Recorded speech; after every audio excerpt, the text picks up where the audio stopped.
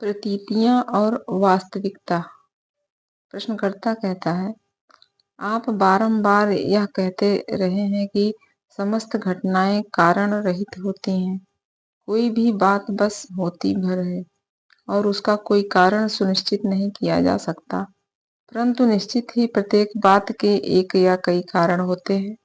मैं वस्तुओं के कारण विहीन होने को कैसे स्वीकार करूं? महाराज जी कहते हैं, सर्वोच्च दृष्टिबिंदु से देखें तो संसार का कोई कारण नहीं है। प्रश्नकर्ता कहता है, परंतु आपका अपना अनुभव क्या है? महाराज जी कहते हैं, प्रत्येक वस्तु कारण रहित है, संसार का कोई कारण नहीं है। प्रश्नकर्ता, मैं यह नहीं पूछ रहा हूँ कि संसार की सृष्टि के मूल में कौन से कारण है। संसार के सृजन को किसने देखा है? संभव है कि यह अनादि हो और सदैव अस्तित्वमान रहता हो, परंतु मैं संसार के बारे में नहीं कह रहा हूँ। मैं मानता हूँ कि संसार तो है ही, इसमें कितनी ही वस्तुएं हैं। अवश्य ही प्रत्येक के एक या अनेक कारण होने चाहिए। महाराज जी कहते हैं, जब एक बार काल और स्थान का अस्तित्व स्वीकार कर तुम अपने लिए कार्य कारण से शासित संसार का सृजन कर लेते हो, तो हर वस्तु के कारण को खोजने हेतु बाध्य हो जाते हो। पहले तुम प्रश्न रखते हो और फिर कोई उत्तर आरोपित करते हो। प्रश्नकर्ता कहता है, मेरा प्रश्न स्पष्टतः यह है, मैं अनेक प्रकार की वस्तुएं देखता हूँ और समझता हूँ कि प्रत्येक के एक या अधिक कारण होंगे। आप कहते हैं कि वे अकारण हैं आपके दृष्टिकोण से, पर आपके अनुसार तो किसी वस्तु की सत्यता नहीं है और इसलिए कारणवाद का प्रश्न ही नहीं उठता। तो भी ऐसा प्रतीत होता है कि यद्यपि आप वस्तुओं का अस्तित्व स्वीकार करते हैं, पर तब भी उनके कारणों का निषेध करते हैं। यही बात मैं समझ नहीं पाता हूँ। यदि आप वस्तुओं का अस्तित्व स्वीकार करते हैं, तो उनके कारणों को क्यों अस्वीकार करते हैं? महाराज जी कहते हैं, मैं केवल चेतना को ही देखता हूँ। जैसे तुम चलचित्र के पर्दे पर उभरे चित्र को मूलतः प्रकाश ही स्वीकार करते हो, वैसे ही मैं हर वस्तु को चेतना ही जानता हूँ। प्रश्नकर्ता कहता है, परंतु प्रकाश की गतिशीलता का कोई कारण तो होता ही है। महाराज जी कहते हैं, प्रकाश जरा भी गतिमान नहीं होता। तुम भली भांति जानते हो कि गति भ्रमपूर्ण है। यह फिल्म में स्थित रंगों, रिक्त स्थानों और अवरोधों की गतिमान श्रृंखला भर है। गतिशील जो है वह है फिल्म अर्थात मन। प्रश्नकर्ता कहता है, इस प्रकार चित्र का कारण समाप्त नहीं हो जाता। फिल्म कलाकार, निर्माता, तकनीशियन, निर्देशक आदि तो हैं। संसार कारणों से नियंत्रित होता है। सभी वस्तुएं परस्पर निर्भर होती हैं। महाराज जी कहते हैं, अवश्य ही सब वस्तुएं परस्पर निर्भर हैं और इसलिए प्रत्येक वस्तु के असंख्य कारण होते हैं। छोटी से छोटी बात के लिए भी पूरा विश्व सहभागी होता है। कोई वस्तु जैसी है वैसी इसलिए होती है क्योंकि संसार जैसा है वैसा होता है। देखो, तुम स्वर्ण आभूषणों का व्यवसाय करते हो और मैं स्वर्ण का। विभिन्न आभूषणों के कारणगत भेद नहीं होता। जब तुम एक आभूषण गलाकर दूसरा बनाते हो, तो दोनों आभूषणों में कारणगत संबंध नहीं होता। स्वर्ण दोनों का उभयनिष्ठ तत्व होता है, परंतु तुम स्वर्ण के कारण नहीं कह सकते क्योंकि यह स्वयं तो कुछ भी नहीं करता। यह मन में मैं हूँ की तरह आभूषण के विशिष्ट नाम रूप सा प्रतिबिंबित होता है, तो भी सब मात्र स्वर्ण ही है। इसी प्रकार वास्तविकता प्रत्येक वस्तु को संभव बनाती है, परंतु वस्तु को वस्तु की तरह स्थापित करने वाला नाम रूप वास्तविकता से नहीं आता। पर कारण श्रृंखला के प्रति इतनी चिंता किस लिए की जाए? जब वस्तुएं स्वयं ही अनित्य हैं, तब कारणों का क्या महत्व रह जाता है? जो वस्तु आती है उसे आने दो, जो जाती है उसे चला जाने दो। वस्तुओं से ग्रस्त होकर उनको उनके कारणों की जांच से क्या लाभ? प्रश्नकर्ता कहता है, पर सापेक्ष दृष्टि से तो प्रत्येक बात का कोई कारण होना ही चाहिए। महाराज जी कहते हैं, सापेक्ष दृष्टि का तुम्हें क्या उपयोग है? जब तुम निरपेक्ष दृष्टि से देखने में समक्ष हो तो सापेक्ष की ओर क्यों लौटना? क्या तुम निरपेक्ष से भयभीत हो? प्रश्नकर्ता कहता, हाँ, मैं भयभीत हूँ। मुझे यह डर रहता है कि कहीं तब मेरा ध्यान अपनी तथाकथित आवश्यकताओं से इधर उधर ना भटक जाए, उन आवश्यकताओं से जिन्हें मैं अत्यंत महत्वपूर्ण समझता हूँ। सुख सुविधा पूर्ण जीवन जीने में निरपेक्ष मूल्यों से कोई सहायता नहीं मिलती। जब हमें कमीज की आवश्यकता होती है तब हम कपड़ा खरीदते हैं, दर्जी के पास जाते हैं और इसी प्रकार। महाराज जी कहते हैं, ये सारी बातें तुम्हारे अज्ञान की ही परिचायक हैं। प्रश्नकर्ता, और ज्ञानी की इस बारे में क्या दृष्टि है? महाराज जी कहते हैं, केवल प्रकाश का ही अस्तित्व है और वही सब कुछ है। अन्य प्रत्येक वस्तु प्रकाश से बना हुआ चित्र मात्र है। चित्र प्रकाश में है और प्रकाश चित्र में। जीवन और मृत्यु स्व और इस पर समस्त धारणाओं को त्यागो, उनका तुम्हें कोई उपयोग नहीं है। प्रश्नकर्ता कहता है, आप किस दृष्टिकोण से कारणवाद का निषेध कर रहे हैं? सापेक्ष दृष्टि से विश्व हर वस्तु का कारण है और निरपेक्ष दृष्टि से किसी भी वस्तु की सत्ता ही नहीं है। महाराज जी कहते हैं, यह प्रश्न किस अवस्था में रहते हुए पूछ रहे हो? प्रश्नकर्ता कहता है, नित्य प्रति की इस जागृति की अवस्था से ले केवल उसमें ही ये वार्तालाप होते हैं।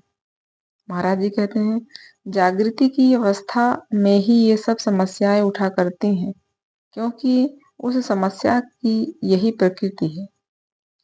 परंतु तुम सदैव उस अवस्था में नहीं होते हो जिस अवस्था में आने जाने पर तुम्हारा कोई वश नहीं। उसमें तुम विशेष कुछ क्या कर सकते हो? वस्तुएं जिस रूप में जागृत अवस्था में प्रतीत होती हैं, उनके विषय में यदि तुम यह जान भी लो कि वे कारण के स्तर पर परस्पर संबंधित हैं, तो तुम्हें इससे क्या सहायता मिलेगी? प्रश्नकर्ता कहता है, संसार और जागृति अवस्था साथ साथ उदित हो अस्त होती है। महाराज जी कहते हैं, जब मन परम स्थिर और पूर्ण मौन हो जाता है तो जागृति अथवा शेष नहीं रह जाती। ईश्वर, विश्व, सर्व, परम, सर्वोच्च आदि शब्द बस वातावरण में उठने वाला व्यर्थ का शोर ही है, क्योंकि उनके बारे में हम कुछ भी नहीं कह सकते।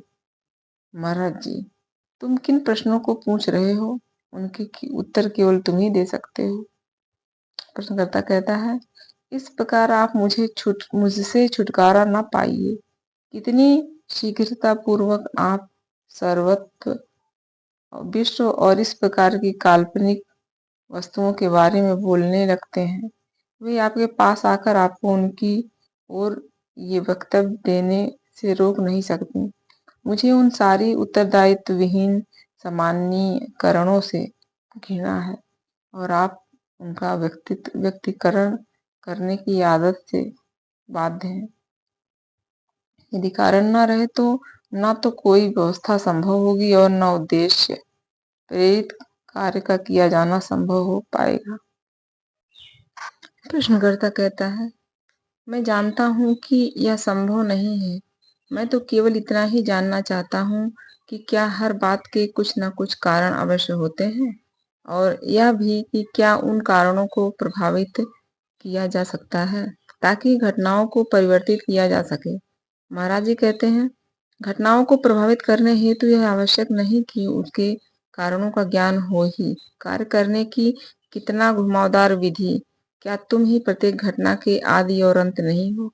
घटनाओं पर उनके स्रोत में ही नियंत्रण पालो। प्रश्नकर्ता कहता है, हर सुबह मैं समाचार पत्र उठाता हूँ और खिन्नता पूर्वक पढ़ता हूँ कि संसार के दुख, गरीबी, वैमनस्य और युद्ध आदि बेरोक टोक जारी हैं। मेरे प्रश्न दुख कारणों और उनके उपचार के संबंध में है। यह बौद्ध दर्शन है, ऐसा कहकर मेरी उपेक्षा न करें, मुझ पर कोई मुहर न लगाएं। आपके द्वारा कारण रहितता पर बल दिए जाने से तो संसार के कभी भी परिवर्तित हो पाने की सारी आशाएं मिट जाती हैं।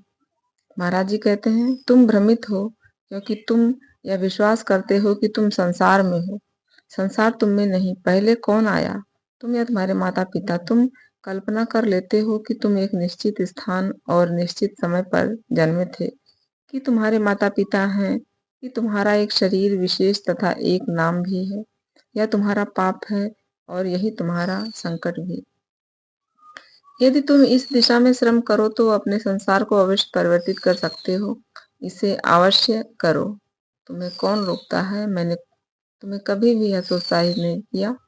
कारण हो अथवा ना हो, तुमने यह संसार बनाया है और तुम इसे परिवर्तित कर सकते हो। प्रश्नकर्ता कहता है, कारण विरहित संसार तो मेरे नियंत्रण से पूर्णतः बाहर है। महाराज जी, इसके विपरीत जिसके एकमात्र स्रोत और आधार तुम हो, उस संसार को परिवर्तित कर पाना पूर्णतः तुम्हारी क्षमता में है। जिसका सृजन किया गया है उसे विलीन कर पुनर्सृजित किया जाना सदैव संभव है। यदि तुम में इस प्रकार की आकांक्षा हो तो सब होगा, परंतु यदि तुम वस्तुतः चाहते हो तो।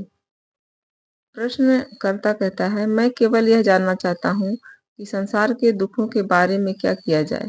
महाराज जी कहते हैं, तुमने अपनी कामनाओं और भयों से उनकी रक्षा की है। तुम उनसे जुड़े हो। इस सब का कारण यह है कि तुमने अपनी सत्ता को विस्मृत कर दिया है। पर्दे पर स्थित चित्र को सत्यता देखकर तुम उसके लोगों को प्यार करने लगते हो, उसके लिए पीड़ा उठाते हो और उनकी रक्षा के लिए प्रयत्न करते हो। पर ऐसा कुछ वास्तव में नहीं है। तुम्हें अपने से प्रारंभ करना होगा, दूसरा कोई उपाय नहीं। कार्य करो, अवश्य करो। कार्य करने में कोई हानि नहीं है। प्रश्नकर्ता कहता है, लगता है कि आपके विश्व में हर संभव अनुभव है। इसमें व्यक्ति कहीं से भी मात्रा प्रारंभ करता है और सुखप्रद तथा दुखप्रद अवस्थाएं अनुभव करता है।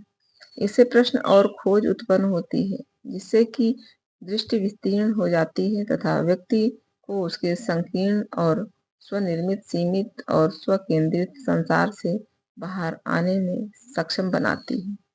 इस वैयक्तिक संसार को परिवर्तित किया जा सकता है काल के अंतर्गत, समय के साथ, पर विश्व काल रहित और परिपूर्ण ही है।